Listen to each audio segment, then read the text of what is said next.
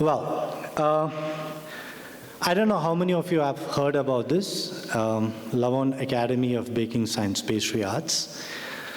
If you're thinking about hotel management, and LaVonne is just a derivative or a subsum of what the hotel management is all about. I started as a chef management trainee with the Taj Group of Hotels with Taj Mahal, Mumbai to start with, and I was being transferred here to Bangalore. And if you ask me what is my initial challenge, the concept of a baking school or a pastry school was not popular then. So there were a lot of uncertainty in terms of whether this concept is going to work or not. Money, of course, money is always a concern. After 7 years of LaVonne Academy, still it's a concern. Money is going to be a concern always. But our bigger challenge is to address the concept of uncertainty, the risk that we take. And we were 25 years of age, an average age of whoever is sitting here. At this age, we started LaVonne Academy. So if you see, before Britishers left us, the entire GDP was about 28%, and the literacy was only 17%. Though we have done hotel management, followed by MBA, followed by MPhil, followed by PhD, no one taught us how to be an entrepreneur. No one taught us how to invest money correctly. No one taught us how to come up with a new concept. So in 2012, when I got a chance, I've started LaVonne Academy with 2 of my students.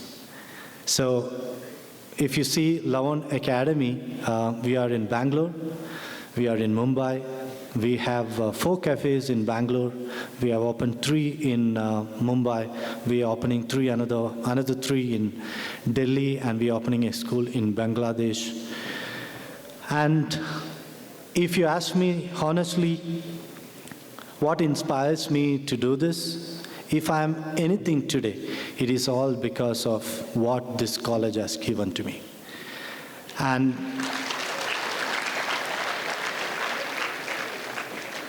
I've studied only with CMI fathers. 10th to 12th to degree to master's to post-graduation to PhD, I've studied only with the CMI congregation. And it is important, this is the place who taught us how to dream big. This is the place who taught us more than academics, it is important to apply your knowledge. Now, if you ask me,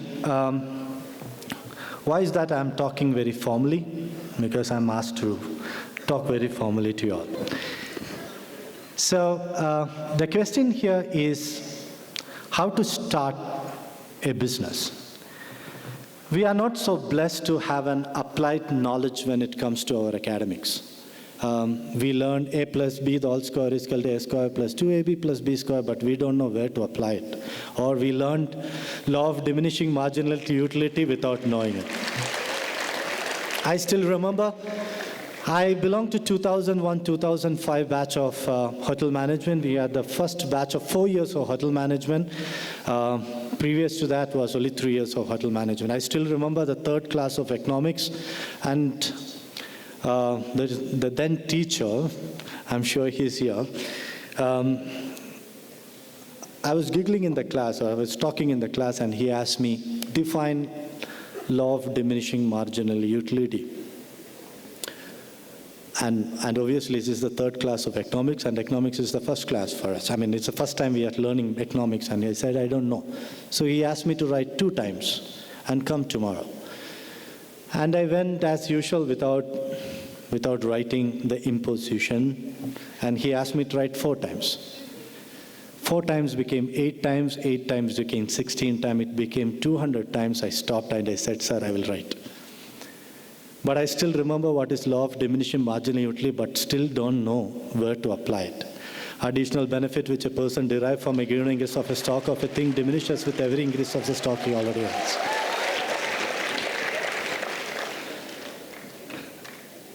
That is where the challenge starts. you have challenged the education, you have challenged the system, and we all have reached here after writing a lot of exams. But I'm sure the amount of the knowledge that you have acquired, applied, is lesser than 10%. Tell me frankly, how many of you have seen our library? And during the UGC visit last time, when we were taking a count, that was in 2015, and we got the shock of our life, and the librarian, the chief librarian, told that the usage of the library is lesser than 1% at Christ University. Christ deemed to be university. It was Christ University.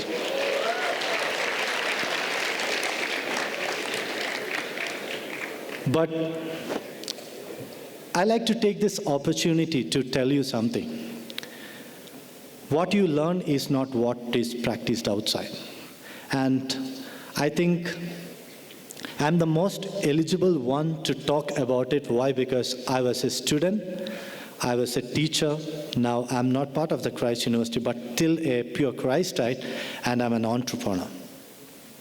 In 2007, when I joined here as a teacher, I was the youngest faculty here, and I was not knowing what to teach, how to teach, whom to teach, and where to teach.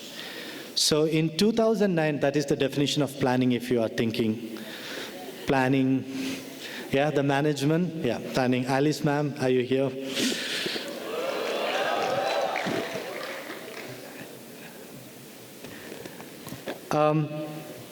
The initial challenge for an entrepreneur always is to develop a concept.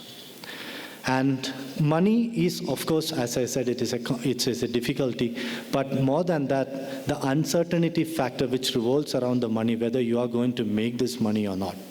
So it is important to make that money, but no one is going to teach you the art of making money, even though you have 20 degrees from this university, then also you are not going to learn how to make money. So in 2009, I was given the chance to teach in one of those senior classes. I think it's an MBA in finances. And I was talking about the theories of entrepreneurship. And it was a 2-hour class, and 20 minutes later, after the class started, one of the students got up and asked me, "What qualifies you to take a class on entrepreneurship? Who are you, technically, in nice words, who are you to take a class on entrepreneurship when you yourself is not an entrepreneur?" Guys, that changed my life. And today when I look back, I'm really happy that that student asked me this question, that what qualifies me to take a class on entrepreneurship. Your initial challenges are going to be challenges. It's not a problem. So there's always a solution for the challenges.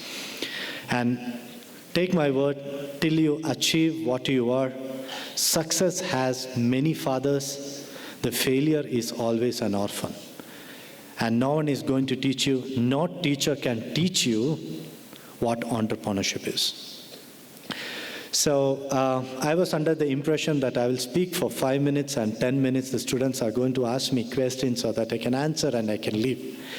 So I'm not going to change my strategy for the day. If you have any question, I'm not going to stay back till the last part of it. So if you have any questions now, you can ask me. If you can help me in passing around this mic so they can ask me a question.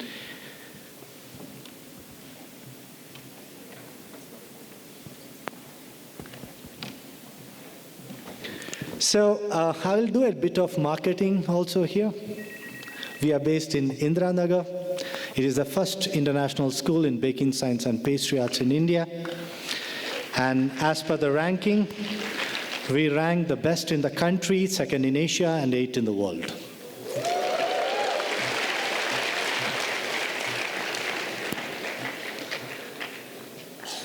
So if you have any questions, do ask me.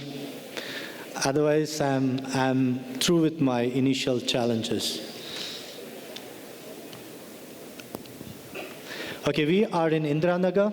So those who are thinking about a course. And I'm also a part of the skilling, as per the vision of our Prime Minister. We just came back from Russia after the delegation in the World Skills International. And take my word, I like to quote something. There are two types of intelligence. The first part is the academic intelligence. That is what we do in colleges, in universities, in schools.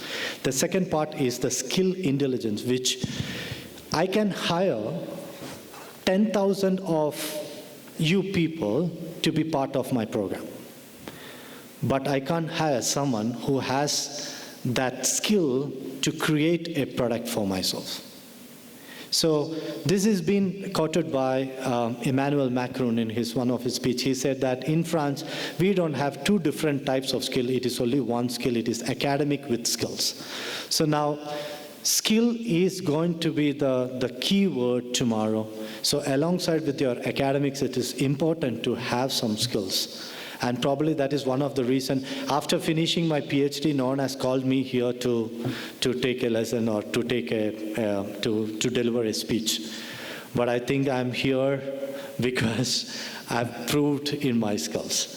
So now, guys, keep this in mind. That is what it is going to be the keyword for our country. Our country is going to think a lot about in terms of skills are concerned. There is a Ministry of Skills and Entrepreneurship which has been devised in the year 2012, and it is going to be humongous in our country.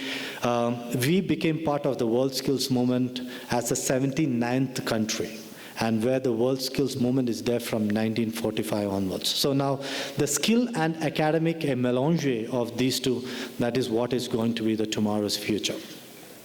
All the best with you. If you have any questions, please do ask.